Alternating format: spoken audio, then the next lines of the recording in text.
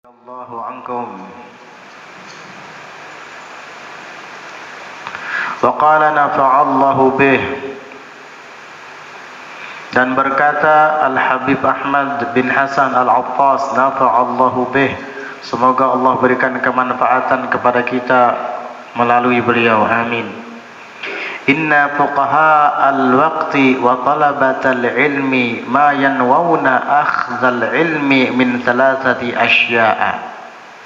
Sesungguhnya para fuqaha, yakni ahli fikih di zaman ini, wa talabatal ilmi, dan para penuntut-penuntut ilmu, ma yanwauna akhdhal ilmi min thalathati asya'a. Mereka tidaklah berniat mengambil ilmu dari 3 macam hal. Kebanyakan para fuqaha ahli fikih di zaman ini, kata Al-Imam Ahmad bin Hasan, begitu pula para penuntut ilmunya, mereka tidak berniat mengambil ilmu dari 3 hal ini. Ini sebab ketidakmajuan mereka. Pertama, awwaluha, yang pertama, Al-Qur'anu, adalah Al-Quran. Tentunya yang dimaksud dengan Al-Quran di sini adalah tafsirnya, memahami Al-Quran dengan ilmu tafsir. Dan ini hanya tertentu kepada, pertama, para ulama, dan kepada para penuntut-penuntut ilmu, para murid-murid yang belajar di pesantren-pesantren itu. Nah, mereka meninggalkan 3 hal. Yang pertama adalah Al-Quran, ma yatadabbarunahu wa la yatafahhamunahu wa la ya'khudunal ilma minhu. Mereka tidak mentadabburinya, yakni merenungi kandungannya. Wa la yatafahhamunahu, dan mereka tidak berusaha untuk memahaminya.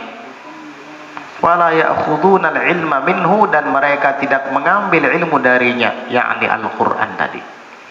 Bagaimana cara mentadabbur, merenungi Al-Quran dan memahami maknanya serta mengambil ilmu darinya, yaitu dengan merujuk kepada ilmu-ilmu tafsir. Nah, para penuntut ilmu di zaman sekarang, di zaman beliau Al-Habib Ahmad bin Hasan Al-Attas, kata beliau, jarang ada yang mau memperhatikan ilmu Al-Quran itu. Mereka mungkin membaca, tetapi tidak pernah memahaminya, mempelajarinya melalui ilmu-ilmu tafsir. Ada tafsir Al-Qurtubi, ada tafsir At-Tabari, ada tafsir Al-Baghawi, ada tafsir Ma'alimut Tanzil, yaitu Al-Baghawi, ada tafsirul Kabir, Imam Fakhruddin Ar-Razi, ada tafsir, banyak tafsir Al-Jalalain yang sangat ringkas sekali, karangan 2 Imam Jalaluddin Al-Mahalli dan Jalaluddin As-Suyuti, banyak. Tapi mereka enggak semangat. Kadang yang dipelajari adalah ilmu-ilmu perdebatan, sukanya berdebat, ilmu-ilmu yang menimbulkan fitnah, ilmu-ilmu yang membuat umat kebingungan. Nah, akhirnya enggak maju-maju. Mereka merasa maju padahal mundur, kayak undur-undur. Tahu undur-undur enggak? Itu biasanya yang ada di debu-debu. Kalau ada sedikit kayak lubang, dikuir sama lidi, keluar tuh undur-undur. Jalannya enggak mau maju. Padahal dia kira dia sudah maju, padahal mundur. Kayak undur-undur jadinya. Na'udzubillah min dzalik. Itu pertama. Yang kedua, wa kutubul hadithi was sunnah, dan kitab-kitab hadis dan sunnah mereka tinggalkan. Sumpah membaca hadis dan mempelajarinya. Padahal 2 ini asal muasal ilmu, datangnya dari keduanya ini. Muaranya ilmu dari Al-Quran pertama, yang kedua Al-Hadis. Nah, mereka tidak lagi banyak mempelajari itu. La yaqra'unaha illa lil barakati la ghair. Mereka tidaklah membacanya, kitab-kitab sunnah tadi, kitab-kitab hadis tadi, Sahihul Bukhari, Sahihul Muslim, Sunan Tirmidzi, Sunan Abi Dawud, Sunan Ibni Majah, ya, Sunan Nasai, apalagi Musnad Imam Ahmad bin Hambal, dan lain-lain. Itu mereka tidak mau membacanya illa lil barakati, kecuali hanya untuk mendapat berkah, tabarrukan aja, la ghair, bukan yang lainnya. Kita baca hadis Riyadhus Shalihin yuk, paling seminggu tamat. Baca, dibaca, besok baca lagi sampai seminggu tamat, tapi nggak paham isinya. Nggak apa-apa, yang penting baca. Ya bagus juga sih daripada nggak baca sama sekali. Nah, tujuannya apa? Agar dapat berkah, itu aja. Bagus niat dan tujuan kamu, tapi sayang belum sempurna. Alangkahnya lebih baiknya lagi jika engkau membacanya untuk mendapat berkah dan mendapat ilmu. Lebih sempurna kan? Ya, kamu membacanya dengan niat mendapatkan keberkahan, kamu akan mendapatkan keberkahan dari hadis itu. Kenapa? Karena tergantung niatmu. Likulli mri'in ma nawa, setiap orang tuh tergantung niatnya. Dia niat ingin mendapat keberkahan dengan membaca kitab-kitab hadis, kitab-kitab sunnah, kamu dapat keberkahan itu. Tetapi sayang, kamu pendek memiliki niat, cuma sebatas mendapatkan berkah. Alangkah baiknya kalau kamu tingkatkan lagi niat itu. Bukan hanya berkah yang kamu dapat, tetapi ilmunya juga kamu dapat. Sama orang yang hadir ke majelis. Yang penting hadir ke majelis mengenai dapat ilmu, paham atau tidak. Nomor 2, banyak ustadz yang menceritakan kalau hadir ke majelis itu dapat pahala, paham ataupun tidak paham. Betul, tidak salah ustadz itu, sangat betul 100%. Kamu mau paham mau tidak, kamu dapat pahala hudur majelis ilm, kamu tetap berkumpul di taman-taman surga yang ada di dunia. Tetapi sayang, kamu nggak dapat ilmu, kan sayang. Ketika ada toko minyak wangi, yang penting saya nyium bau wanginya. Betul memang kalau kamu masuk ke toko minyak wangi, kamu cium aroma wanginya, enak. Tapi sayang kalau kamu nggak beli, ya nggak punya kamu akhirnya. Artinya tambahkan lagi, sempurnakan lagi niat kita, bukan hanya sebatas ingin mendapatkan keberkahan dan pahala semata, tapi berusahalah lebih dari itu, juga mendapatkan ilmu pengetahuan, baik itu dari mempelajari hadis tadi ataupun menghadiri majelis-majelis ilmu. Dan yang ketiga, wa muqabilul asahhi wal azhari min kutubis salafi al mutaqaddimina la yaqbalunahu wa la yaqra'unahu illa lil istizhar.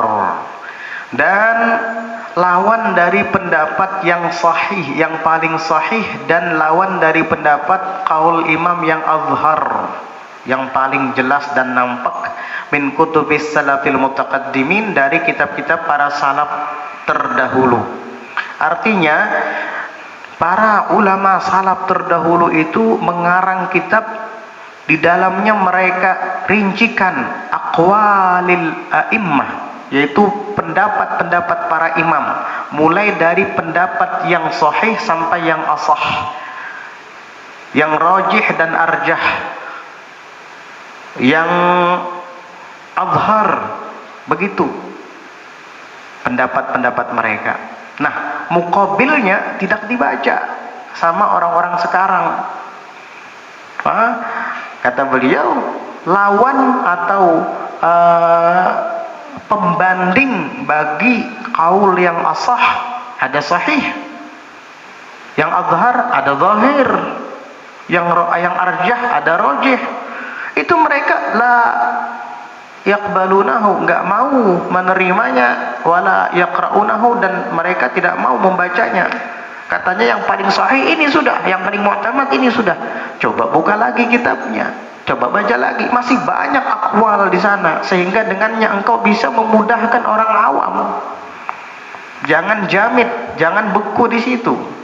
Akhirnya apa? Ilmunya sebatas itu saja, enggak luas.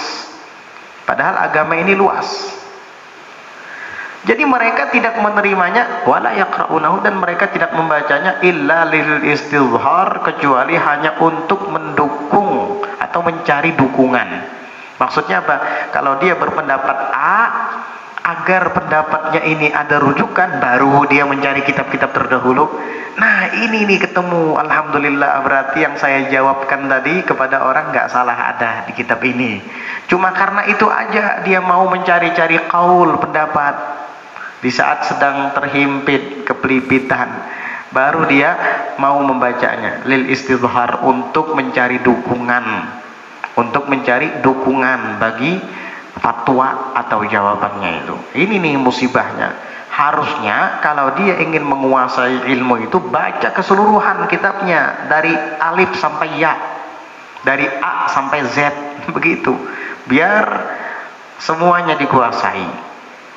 Gak kerasa kalau dibaca secara rutin dan istiqomah, jam sekian saya harus membaca kitab ini misalnya sampai jam sekian, dan saya tidak akan membaca yang lain. Insya Allah kalau kamu biasakan seperti itu, pasti tamat kitab itu. Nanti sudah tamat, mau diulangi lagi silahkan, mau cari kitab lain lagi silahkan. Tapi kayak tadi lagi caranya. Pokoknya kalau sudah jam sekian saya tidak boleh baca yang lain, apalagi sibuk dengan hal-hal yang tidak penting. Saya harus baca kitab ini nih sampai selesai. Tamat akhirnya. Kalau keseringan kayak gitu, kitab yang tebal itu nggak kerasa tamat. Karena sesuatu itu jika sering dilakukan, yang tadinya berat akan terasa ringan. Baca Yasin itu dulu pertama kali baru bisa baca Yasin 1 jam mungkin baru selesai. Kelamaan akhirnya 1/4 jam bisa. Sekarang 7 menit selesai. Iya, jauh banget kan? Nah itulah, kebiasaan itu akan memudahkan sesuatu yang sulit. Asal dibiasakan istiqomah. Nah karena 3 hal ini tidak dilakukan oleh para fuqaha di zaman sekarang, begitu juga penuntut ilmunya, santri-santrinya, akhirnya apa? Mereka mundur ke belakang, nggak maju-maju. Padahal ilmu Quran, ilmu tafsir itu penting, ilmu hadis itu juga penting. Jangan hanya tabarruk, tapi ambil ilmunya. Begitu juga aqwal para ulama. Al-Imam Ahmad Asy-Syirazi mengarang kitab Al-Muhadzab fi Qawaidil Madhab. Itu 4 jilid, juz 1, juz 2, juz 3 sampai juz 4. Luar biasa beliau, jazahullahu anna khairal jaza. Beliau datangkan di sana aqwalal a'immah, pendapat-pendapat para imam. Mulai dari yang imam-imam mazhab kita yang terkenal sampai yang namanya jarang disebut oleh para fuqaha, ada di situ. Luar biasa. Dan beliau hebatnya lagi tidak mentarjih, tidak mengatakan wah ini yang paling kuat, oh ini yang paling unggul, enggak. Ini wajih dan ini aujah, enggak. Ini rajih dan ini arjah, ini zahir dan ini azhar, ini sahih dan ini asah. Enggak, beliau kila gitu. Ada yang mengatakan ini, ada yang mengatakan ini, menurut imam ini, menurut qaul ini gitu. Tidak menterjih. Tapi beliau menyebutkan aqwal itu. Datang Imam Nawawi di generasi berikutnya. Beliau tambahkan lagi, disyarahkan kitab Al-Muhadzab itu. Dinamai oleh Imam Nawawi dengan Al-Majmu' Syarhul Muhadzab. Di situ beliau bukan hanya membahas tentang fikih Syafi'iyah, bahkan beliau membahas tentang mazhab lain, mazhab Hanafiyah, Malikiyah dan Hanabilah. Luar biasa. Nah, itu tuh kalau dibaca maklumat kita tambah banyak. Jangan malas. Akhirnya kamu jumud, ya, beku, hanya sebatas itu pengetahuan kamu. Memang kalau ngelihat juznya kita malas. Majmu' Syarah Muhadzab itu aja 28 juz. 28 juz. Itu dengan paharisnya. Kalau kitabnya 27 juz. Ngelihatnya aja kita malas baca. Kapan tamatnya? Kalau yang versi Syekh Najib Al-Muti'i, Muhammad Najib Al-Muti'i itu 23 juz Syarah Muhadzab. Allah, Al-Majmu'. Himmah, semangat ya. Semangat itu penting. Pelan-pelan akhirnya selesai. Wa hal tadri, Lima lam yudriku fahma ma'anil Quran. Dan apakah engkau tahu kenapa mereka itu tidak mendapati pemahaman makna-makna Al-Quran? Tahu nggak kenapa? Dzalika, yang demikian itu sebabnya dikaunihim la yuhibbuna kutubas salafil qadimah, karena mereka tidak menyukai kitab-kitab para ulama salaf yang dahulu. Jadi kitab-kitab mereka yang mereka karang zaman dahulu itu nggak diminati oleh orang sekarang. Kayaknya yang praktis-praktis, yang nggak dalam-dalam ilmunya. Diannaha, kenapa? Karena sesungguhnya kitab-kitab para ulama salaf terdahulu tahtawi ala dalili wat ta'lili wat tanzir. Luas memang pembahasannya, mengandung atau mencakup atas dalilnya, ta'lil dan alasannya, wat tanzir dan perbandingannya. Itu zaman dahulu begitu kitab-kitabnya. Dalilnya ada. Kenapa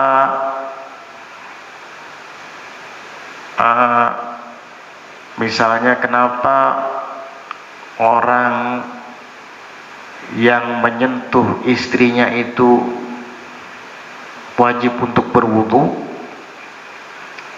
Kenapa? Oh, ada dalilnya, misalnya di dalam Al-Quran. Allah Ta'ala berfirman, aula mastumun nisa'a, atau kalian menyentuh wanita. Berarti kamu berhadas kecil kalau menyentuh wanita. Kalau tidak mendapati air, maka bertayamum. Nah, Imam Syafi'i itu dalilnya bahwa laki-laki menyentuh perempuan, baik itu ajnabiyah, tidak ada hubungan mahram sama sekali, ataupun istrinya sendiri yang memang tidak ada hubungan mahram tapi istri, batal. Karena apa? Di Quran disebutkan aula mastumun nisa, atau kalian menyentuh perempuan. Nah, kata Imam Abu Hanifah nggak batal, nggak apa-apa. Nah, bagaimana dengan ayat itu? Kata beliau, lafadznya aula mastumun nisa, bukan lamistum, tapi lamastum. Artinya sigatnya bukan lamisayal masu, tetapi adalah lamasa yulamisu. Lamisayal masu dengan lamasa yulamisu beda artinya, walaupun madahnya sama, dari lamsun juga menyentuh, tapi artinya beda. Kata Abu Hanifah, kalau lamastum artinya jama'tum, berhubungan badan, bukan menyentuh saja tapi berhubungan badan, baru batal wudunya. Bukan wudu lagi yang batal, ini hadas besar ini. Itu mazhab Hanafi. Jadi masing-masing punya dalil. Enak, hati kita tuh jadinya tenang. Oh, ternyata Imam Hanafi itu tidak sembarangan dalam menentukan hukum, gak ngarang-ngarang. Oh, ternyata Imam Syafi'i itu tidak ngarang-ngarang, ada dalilnya di Quran, di hadis. Kata Imam Abu Hanifah, juga diperkuat dalam hadis Nabi Muhammad SAW itu, kata Siti Aisyah, ketika akan pergi sholat ke masjid pernah mencium pipiku. Nah, di situ tidak dijelaskan Nabi berwudu, makanya Abu Hanifah keras mengatakan tidak batal. Imam Syafi'i tidak baca hadis itu, baca, tapi Imam Syafi'i punya pemahaman beda. Kata Imam Syafi'i, betul Nabi mencium pipi Aisyah, tapi ketika Nabi mencium pipi Aisyah, Aisyah ketika itu sedang bercadar. Kenapa? Karena hadis itu riwayatnya turun setelah ayatul hijab, ayat wajibnya bercadar. Oh, luasnya ilmu orang terdahulu. Imam Syafi'i mengkaji ulang dari segi sejarah. Ini ayat ini kapan nuzulnya? Asbabun nuzulnya apa? Oh, ternyata ayat ini turunnya setelah hadis ini misalnya turunnya, waridnya datangnya setelah turun ayat hijab. Oh, berarti wajar ketika Nabi mencium Aisyah sebelum berangkat ke masjid nggak wudu lagi, karena Aisyah ketika itu pakai cadar. Artinya kulit tidak bersentuhan dengan kulit, ada alas yang menghalangi. Masuk akal alasan Imam Syafi'i. Abu Hanifah tidak, beliau mengatakan tidak bercadar. Jadi kulit ketemu kulit tidak membatalkan, sehingga ada madhab yang berbeda-beda, dan itu semua rahmat bagi umat. Ya, Kalau umat kesulitan ikut ke mazhab Syafi'i, maka dia bisa bertaklid ke mazhab Hanafi yang tadi mengatakan tidak batal bersentuhan dengan istri. Tapi ingat, kalau bertaklid ke mazhab Imam Hanafi, jangan separuh-separuh. Pelajari secara keseluruhan syarat wudunya Imam Hanafi bagaimana, kemudian rukun wudu dalam mazhab Hanafiyah bagaimana, dan apa saja yang membatalkan wudu selain yang disebutkan dalam mazhab Syafi'i. Itu harus dipelajari juga. Jangan ujar Abu Hanifah kada batal, kada usah batal aja. Tapi tadi kamu barusan wudunya wudu Syafi'i, membatalkannya Abu Hanifah. Itu talfik namanya, campur aduk mazhab, nggak boleh. Nah, itu maksudnya. Amin. Jadi para ulama terdahulu itu, mereka ketika menyebutkan permasalahan agama, ada dalilnya, ada ta'lil dan alasannya, kemudian ada perbandingannya. Walihada, oleh karena ini, idza nazarta ilal alimil kabirit tabaqah, apabila engkau memandang kepada orang yang alim besar di tabaqah, di abad semasa kita, tabaqah itu satu tabaqah, satu abad, satu masa dengan kita, wajadta, engkau akan temukan batinahu, batinnya itu muzliman, gelap. Ini ranahnya bukan ranah kita lagi nih. Ini ranahnya Habib Ahmad bin Hasan Al-Attas. Dia bisa bedakan antara orang alim yang batinnya gelap dengan batinnya bercahaya. Ternyata orang alim ada juga yang batinnya gelap ya. Tidak semua orang alim batinnya bercahaya. Ada juga orang alim yang batinnya gelap. Na'udzubillah. Jadi kata beliau, oleh karena ini apabila engkau memandang kepada orang alim yang besar at-tabaqah, tabaqahnya di masanya, baik itu di masa beliau atau di masa kita, wajadta, engkau akan temukan batinahu, batinnya itu muzliman, gelap. Kenapa? Likhuluwihi anil Quran, karena kosongnya batin dia daripada Al-Quran, wa an ilmi sunnah an-nabawiyah, daripada ilmu sunnah Nabi sallallahu alaihi wasallam. Kadang ketujuh baca Quran dan mengambil ilmu darinya, dari tafsir-tafsirnya. Tidak gemar baca hadis, nggak mau mengambil ilmu darinya dan dari syarah-syarahnya. Yang dia baca kadang buku-buku sejarah bagus, tapi harus dibarengi dengan Quran juga, dibarengi dengan kitab-kitab hadis dan sunnah juga. Kalau tidak, batin kamu nggak ada cahayanya nanti. Akhirnya sukanya berdebat. Sukanya, naudzubillah, menghantam kelompok ini, menghantam kelompok itu. Naudzubillah. Akhirnya membuat umat menjadi kebingungan. Itulah fitan di akhir zaman. Mudah-mudahan kita selamatkan daripada fitnah-fitnah yang bermunculan di akhir zaman. Allah selamatkan kita daripada itu semua. Amin ya rabbal alamin. Wa qala Sayyiduna Al-Qutb Abdullah Al-Haddad radhiyallahu anhu, dan berkata Sayyiduna Al-Imam Al-Qutb Abdullah bin Ali Al-Haddad radhiyallahu anhu, man ta'ammala tasanifal mutaakhirina ra'aha taqsuru an tasanifis sabiqin. Barang siapa yang mengamati, merenungi tasanifal mutaakhirin, karangan-karangan ulama mutaakhirin, ra'aha, dia pasti akan melihatnya, melihat karangan-karangan itu, taqsuru, pendek, an tasanifis sabiqin, daripada karangan-karangan ulama-ulama terdahulu. Maksudnya pendek apa? Pendek pengetahuannya, pendek ilmunya, lebih panjang lebar pengetahuan orang-orang terdahulu, kata Al-Habib Abdullah Al-Haddad. Baca aja kitab karangan orang-orang sekarang dibandingkan dengan karangan ulama terdahulu, nggak ada apa-apanya. Ini khususnya para santri ini ya. Li'annaha, karena sesungguhnya karangan-karangan ulama terdahulu itu awdahu, lebih jelas daripada yang sekarang. Nah, sekarang ini bikin orang kebingungan. Iya, mending kita baca kitab salaf terdahulu. Wa niyatuhum, dan niat mereka para ulama-ulama terdahulu itu ahsanu min niyatihim, lebih baik daripada niat mereka ulama-ulama mutaakhirin masa kini. Ulama terdahulu itu lebih ikhlas di dalam beramal, berniat dibanding ulama-ulama zaman sekarang. Ulama zaman sekarang kan baca kitab kemudian disampaikan Kalau bisa hal-hal yang baru yang membuat orang kebingungan, akhirnya viral di media sosial, seneng dia nyari apa bahasanya tuh, follower, pengikut. Kasihan, bukan ridho Allah yang dicari. Nauzubillah. Itulah ulama zaman sekarang, sengaja mau mengucapkan kalimat-kalimat yang membangkitkan emosi, yang akan membuat orang-orang bereaksi, sengaja. Dan kalau diladenin yang kayak gini tambah jadi. Jadi bagusnya apa? Didiamkan aja. Iya. Idza nataqa as-safihu fala tujibhu wal khairu min ijabatihi as-sukutu. Apabila orang bodoh bicara, jangan dijawab. Yang terbaik daripada menjawab dia adalah mending diam. Fa innaka in ajabtahu farajta anhu wa in khallaitahu kamadan yamutu. Karena kalau kamu jawab, kamu tanggapi, wah, kamu membuat dia senang, membuat dia menjadi lapang. Wa in khallaitahu, dan jika engkau tinggalkan, gak usah diladeni, biarkan anjing menggonggong, badai pasti berlalu. Biarkan apa?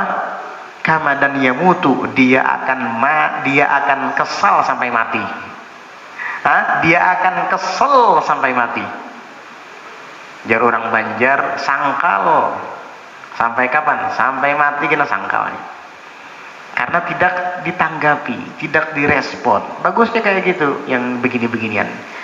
Karena tujuannya bukan mencari kebenaran, cari gara-gara, cari viral, cari follower, ujung-ujungnya cari duit.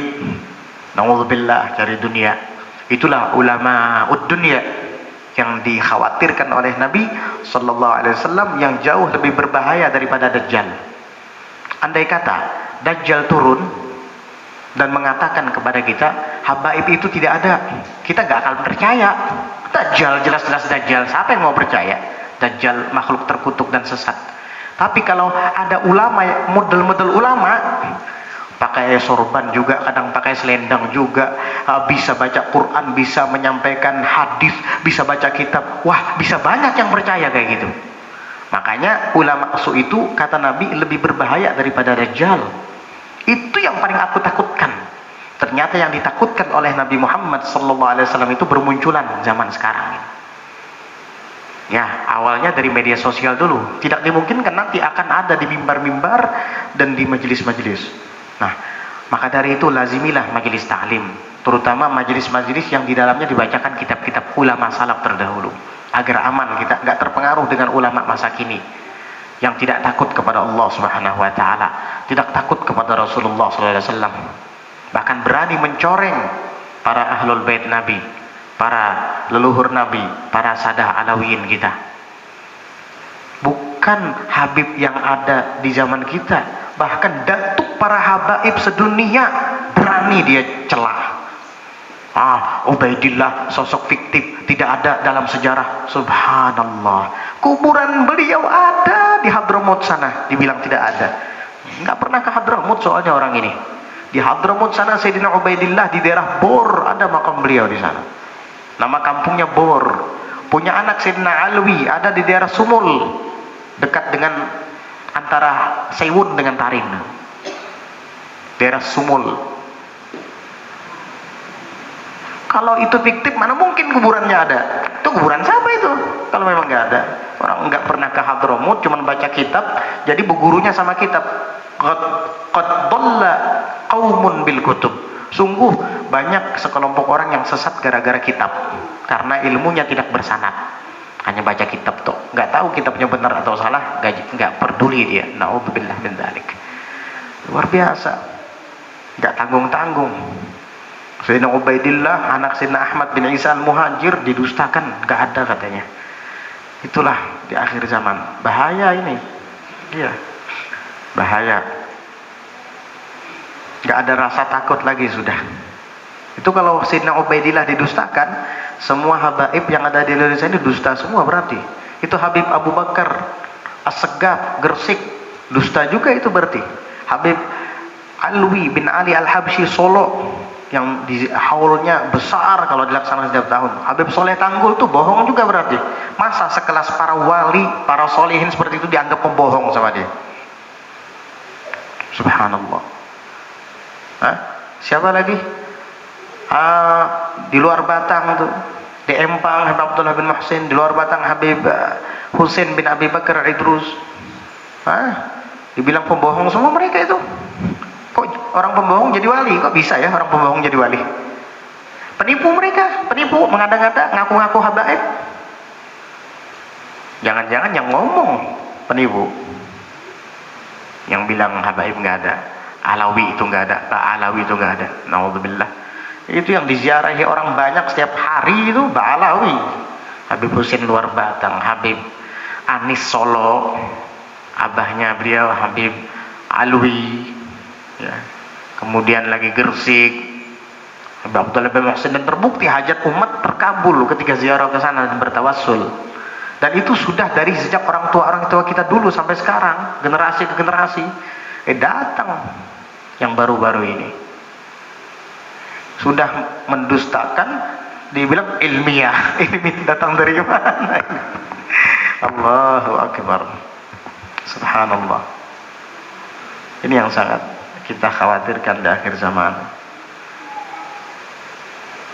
Nauzubillah. Kemudian wa min kalami Sayyidina al-Arif billah Abdullah bin Muhsin al-Attas. Nah ini nih Saibul Empang, ini keramat Empang. Dan termasuk daripada kalam Sayyidina al-Arif billah Al-Habib Abdullah bin Muhsin Al-Attas, nafa'anallahu bih, semoga Allah berikan manfaat kepada kita dengan berkat beliau. Idza ra'aita, apabila engkau melihat, au sami'ta syai'an, atau engkau mendengar sesuatu, minal kutubi, dari kitab-kitab yang ada. Pas kamu baca kitab, kamu lihat dan kamu baca ada sesuatu di situ, atau kamu mendengarnya dari orang. Saya kan nggak bisa baca kitab, tapi saya dengar ada kiai yang menyampaikan di dalam kitabnya, dia bilang ada kitabnya. Nah, berarti kamu sekarang dengar sesuatu yang katanya ada di kitab. Kalau kamu mendengar atau melihat yang katanya sesuatu itu ada di kitab, fa'ridhu ala amalis salaf, maka sodorkan ia terlebih dahulu atas amal perbuatan para ulama salaf pendahulu kita, wa kutubihim, dan kitab-kitab mereka.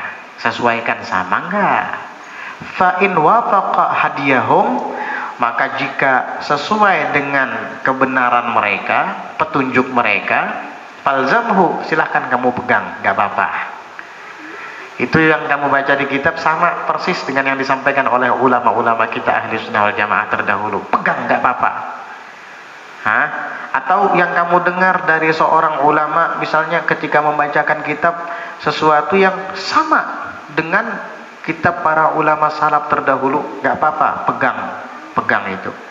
Wa malam fatrukhu, maksudnya wa malam yuwafiq, dan apa yang tidak sesuai, kok beda ya, fatrukhu, maka tinggalkan dia. Ini kitab apa ini? Kok nggak sama ya? Orang zaman dahulu mengatakan Sadah Alawiyin itu keturunan Nabi dari jalur Sayyidina Husain bin Ali bin Abi Thalib. Ini ulama katanya baca kitab, malah dibilang bukan. Nah ini kan aneh ini.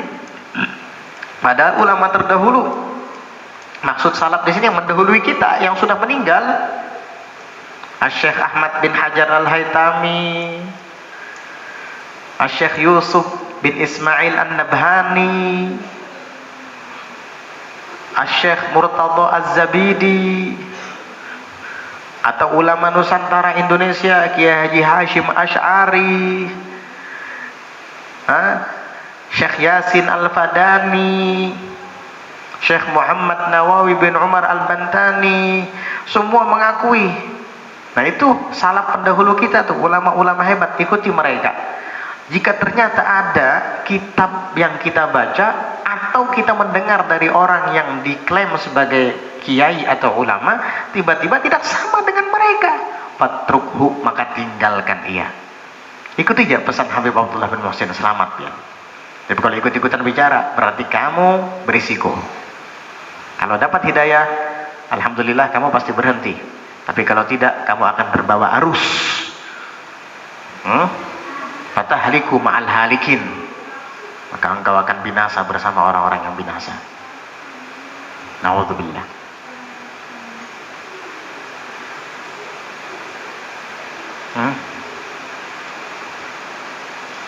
Kenapa Habib itu dari semalam itu aja yang ditekan, dibahas?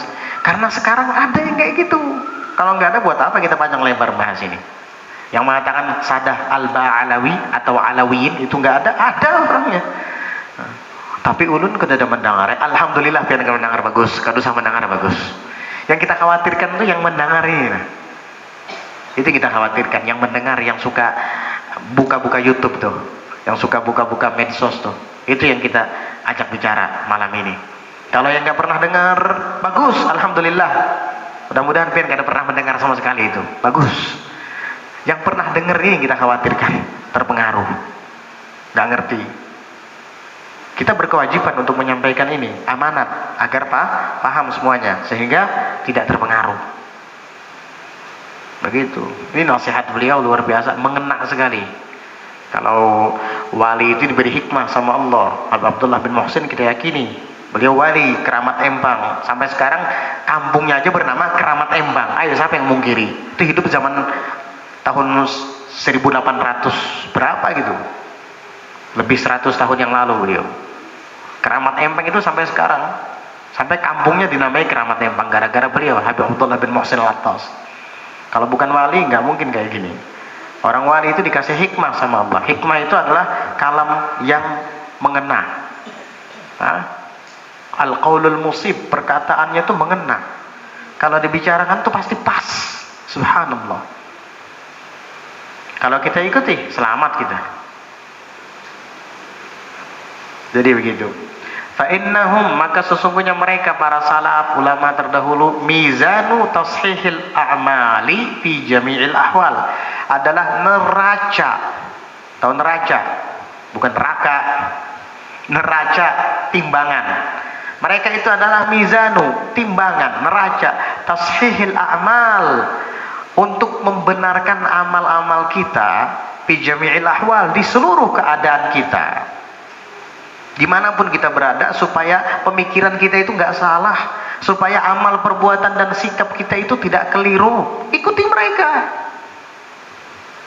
ulama terdahulu itu. Paham? Saya kan nggak ketemu sama mereka, bagaimana saya bisa ngikuti mereka? Kamu punya guru nggak?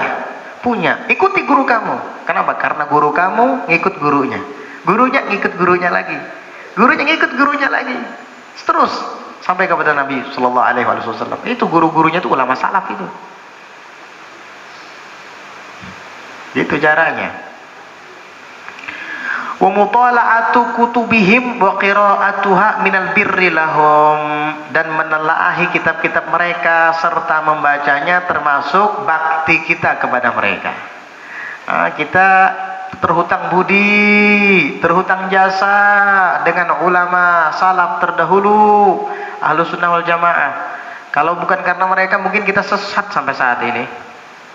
Nah, karena kita terhutang budi, terhutang jasa, mereka itu orang tua kita dalam ilmu, maka wajib bagi kita untuk berbakti kepada mereka. Bagaimana caranya? Di antaranya adalah menelaahi dan membaca kitab-kitab mereka. Watarkuha, dan meninggalkannya, nggak mau, nggak berminat dengan kitab-kitab mereka, apalagi mendustakan, tidak mempercayai, nggak mau membaca aja. Minal uquqi, termasuk daripada durhaka kepada mereka, apalagi tidak mempercayainya. Naudzubillah min dzalik. Ini bahaya. Oh, Ahmad bin Hajar itu salah itu. Oh, Murtada Az-Zabidi itu salah tuh. Oh, Habib Ahmad bin Zain Al-Habsyi di dalam Syarhul Ainiyah itu salah. Ente siapa ente? Itu mereka tuh ulama yang diakui sampai saat ini.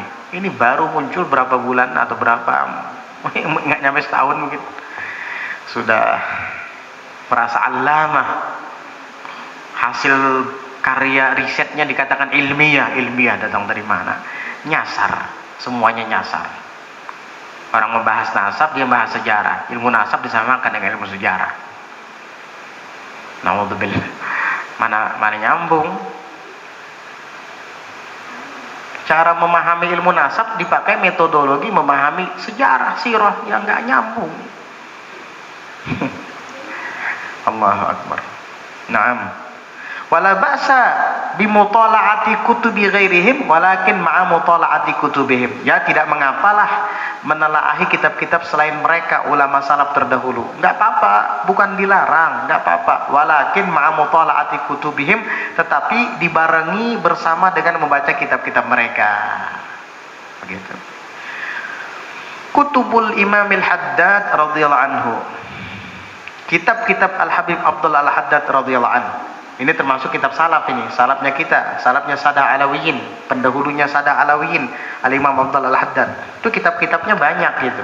Ada An-Nasaihud Diniyah, Al-Wasayal wal Wasayal Imaniyah, ada kitab Risalatul Muawanah wal Mu'azarah wal Muzaharah, ada kitab Risalatul Mudzakarah, ada kitab Risalatu Adabi Sulukil Murid, ada kitab Sabilul Iddikar, ada kitab Aqidatul Islam, ada kitab Ad-Da'watut Tammah. Itu karangan Imam Haddad semua itu. Ada diwannya beliau yang mengumpulkan syair-syair, di antaranya yang kita hafalkan bersama. Tuh apa namanya syair yang biasa dibaca, Rabbi fanfa'na bi barakatihim wahdinal husna bi hurmatihim. Atfatan yajiratal alami itu, iya. Itu karangan Imam Haddad tuh. Hampir semua. Ya Rasulullah salamun alaik ya rafi'ash syani wad daraji. Itu karangan siapa? Imam Haddad itu. Semua umat Islam di Indonesia khususnya tahu qasidah itu. Bahkan kalau dibacakan di majelis hafal semua, bisa giring. Itu Imam Haddad. Itu Imam Haddad tuh Habib Sadah Alawiyin itu, keturunan Sayyidina Ubaidillah bin Ahmad bin Isal Muhajir.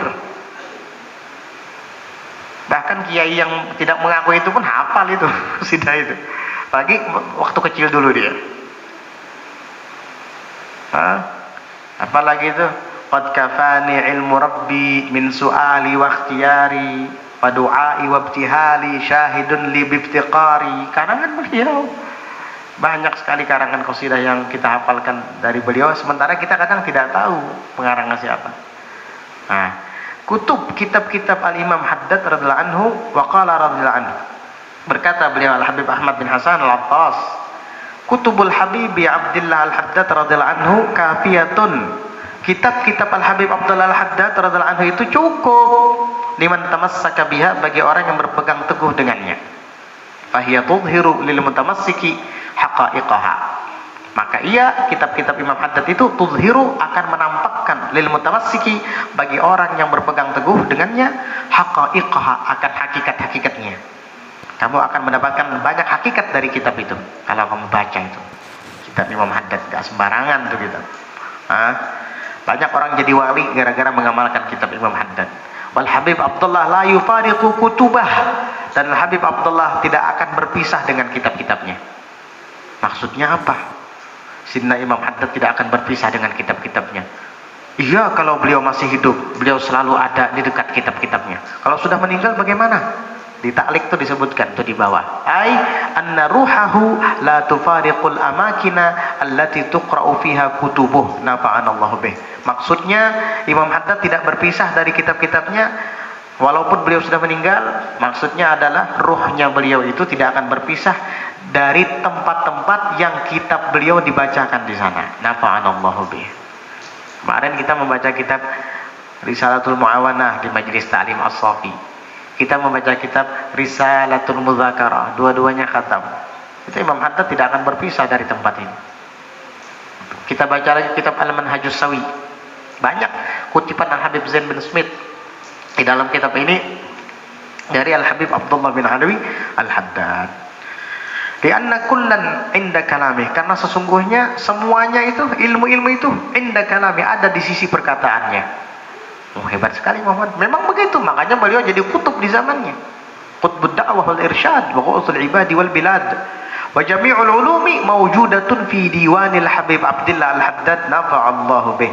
Dan semua ilmu-ilmu ada di dalam diwannya Al-Habib Abdullah Al-Haddad nafa'allahu bih. Diwan itu kumpulan syair. Syairnya apa? Isi kandungannya semuanya ilmu. Isi kandungannya semuanya nasihat. Makanya ilmu-ilmu semua lengkap di dalam diwan itu. Rugi kalau nggak punya. Itu dijual tuh di toko-toko kitab, namanya Diwanul Imamil Haddad. Nah, kalau kamu pergi ke Martapura, ke Banjar, mampir di toko kitab, beli tuh Diwanul Imamil Haddad, Diwanul Imamil Haddad, atau Diwan Imam Haddad. Orang yang jualan kitab pasti tahu. Ambil. Ulun kan tidak bisa baca kitab, Bib. Apalagi itu syair. Syair itu lebih rumit daripada nasar. Gak apa-apa, kamu kan punya anak, pondokkan anak kamu agar jadi anak yang pintar, bisa baca kitab dan berbakti kepada orang tua nanti kalau sudah dewasa. Yang paling aman untuk zaman sekarang ini bagi anak-anak kita adalah pondok pesantren. Sudah di pondok sholat berjamaah dan 5 waktunya terpelihara. Di pondok mereka tidak akan mabuk dengan HP. Kalau sudah tahu anak-anak terpelihara di pondok, terpelihara daripada racun-racun dunia, terpelihara daripada TV dan HP, maka orang tuanya bersyukur. Jangan malah dikasih HP anaknya.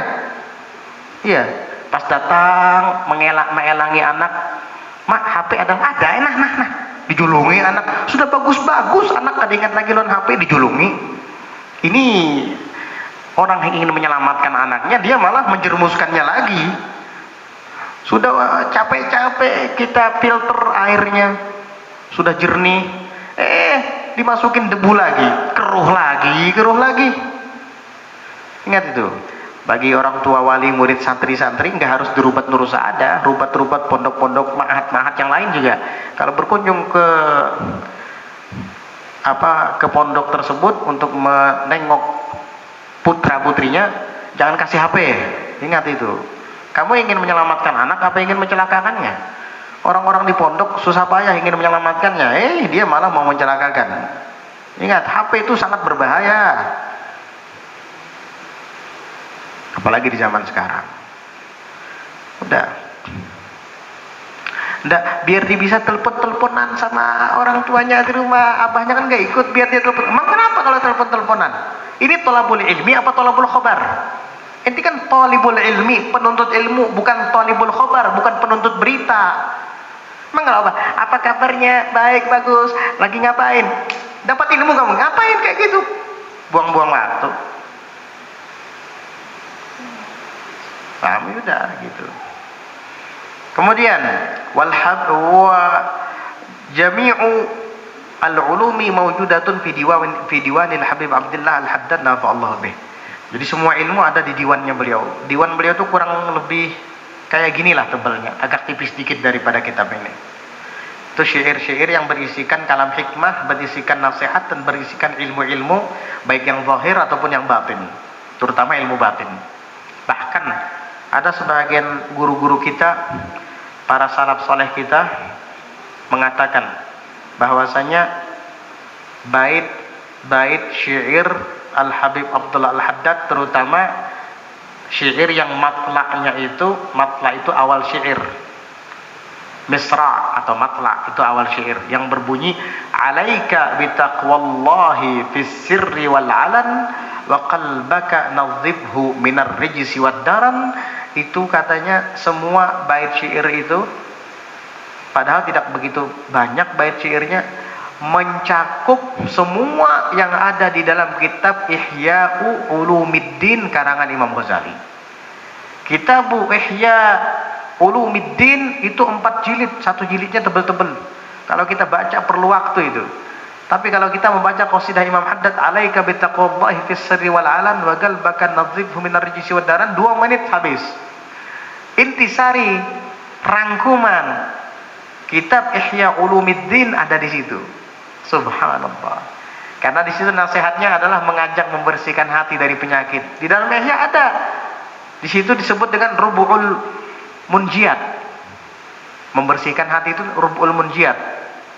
perempatan yang isinya semua membahas tentang bagaimana cara menyelamatkan hati. Dan di dalam kitab, di dalam syair itu juga dibahas tentang macam-macam penyakit hati. Dan itu ada di Ihya Ulumuddin, di Ihya Ulumuddin. Nah, di situ kan Imam Haddad bagaimana bahayanya mencintai dunia. Di dalam Ihya Ulumuddin ada namanya Rub'ul Muhlikat, membahas tentang hal-hal yang mencelakakan kita kelak di akhirat. Di antaranya penyakit hati, di antaranya hubud dunia. Nah, di dalam syair Imam Haddad ada larangan untuk mencintai dunia. Subhanallah. Rub'ul ibadat. Takwa itu ibadah. Alaika bitaqwallah. Disuruh taat sama Allah fi sirri wal alan, di saat sepi atau di keramaian. Itu rub'ul ibadat. Takwa, ibadah itu. Menjalankan perintah Allah, menjauhi larangannya. Semua ada di situ. Rub'ul muamalat. Ada muamalat terutama antara kita dengan Allah. Muamalah itu berinteraksi, bermuamalah antara kita sesama makhluk dan antara kita dengan Allah. Ada juga di dalam syair itu dibahas. Sehingga syair yang begitu singkat sudah mencakup kandungan saripati kitab Ihya Ulumuddin. Wa qala radhiyallahu anhu, ulumul habibi Abdul Haddad kulluha wahbiyatun wa innama huwa sataraha bi suratil ilmi adh-dhahir wa jama'al ulum adh-dhahirata wal batinata fi kalamihi intaha. Dan beliau Al-Habib Ahmad bin Hasan mengatakan, ulumul habibi Abdul Haddad kulluha wahbiyah. Ilmu Al-Habib Abdul Haddad semuanya adalah pemberian Allah. Itu namanya ilmu ladunni.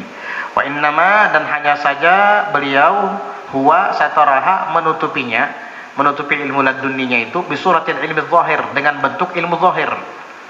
Wa jama'al ulum adh-dhahirata, dan mengumpulkan ilmu-ilmu yang zahir, wal batinah, dan yang batin, fi kalamihi, di dalam perkataannya, intaha, selesai. Nah, Imam Haddad itu perkataannya itu mencakup ilmu zahir dan batin. Apalagi di dalam kitab beliau yang berjudul Hikam. Hikam Al-Imam Abdul Haddad. Ada kitab beliau Hikam juga, bukan Hikam Ibni Athaillah saja. Imam Haddad juga punya hikam. Para aulia itu diberi Allah Ta'ala hikmah. Hikam itu jamaknya hikmah. Jadi kalam mereka itu mengandung banyak hikmah karena ilham dari Allah. Nah, begitu pula Al-Habib Abdul Haddad. Nah, di dalam perkataannya sudah beliau kumpulkan semua ilmu yang zahir dan ilmu yang batin. Radhiyallahu anhu wa nafa'ana bih fid dharain, amin. Ilmu wahbiyah itu ladunni. Ilmu itu ada dua, ada kasbiyah, ada wahbiyah. Kasbiyah itu yang sifatnya diusahakan. Menuntut ilmu kita mulai tidak tahu apa itu fa'il, apa itu maf'ul bih, apa itu naibul fa'il, apa itu mubtada, apa itu khobar misalnya. Mulai tidak tahu apa saja syarat sahnya wudu, apa syarat toharah, sampai rukun wudu, syarat sahnya sholat, sampai rukun sholat. Kita tahu itu namanya kasbi, karena kita menuntutnya dengan usaha. Membaca, menghafalkan, itu kasbi namanya, kasbiyah. Kalau wahbiyah, wahbi itu murni pemberian dari Allah. Tapi ingat, la ya'til wahbi illa ba'dal kasbi. La ya'til wahbiyu illa ba'dal kasbi. Tidak akan datang ilmu wahbi itu kecuali setelah ilmu kasbi tadi. Artinya pemberian Allah daripada ilmu-ilmu ladunni tidak akan hinggap di dalam hati kita kecuali setelah kita mempelajari ilmu kasbi dulu, jadi santri dulu, jadi jamaah majelis dulu, nuntut ilmu dulu, baru nanti Allah kasih ilmu ladunni. Makanya jangan malas belajar, jangan malas nuntut ilmu. Kalau kamu menuntutnya karena Allah, tidak ada yang sulit, semua yang sulit dimudahkan sama Allah. Nanti Allah akan kasih untuk kamu hadiah. Apa hadiah itu? Ilmu wahbi, ilmu pemberian dari Allah langsung. Mudah-mudahan Allah Subhanahu wa taala istiqomahkan kita dalam menuntut ilmu agama, dan mudah-mudahan Allah Subhanahu wa taala beri taufik kepada kita semua untuk dapat mengamalkannya. Ikhlas semata mengharap rahmat dan ridhonya. Amin. Allahumma amin.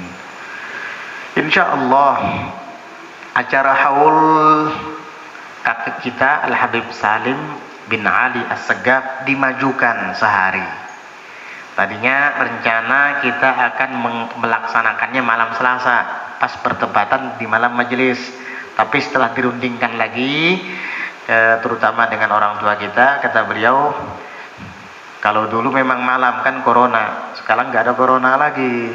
Biasa kayak rajin aja sudah. Apa?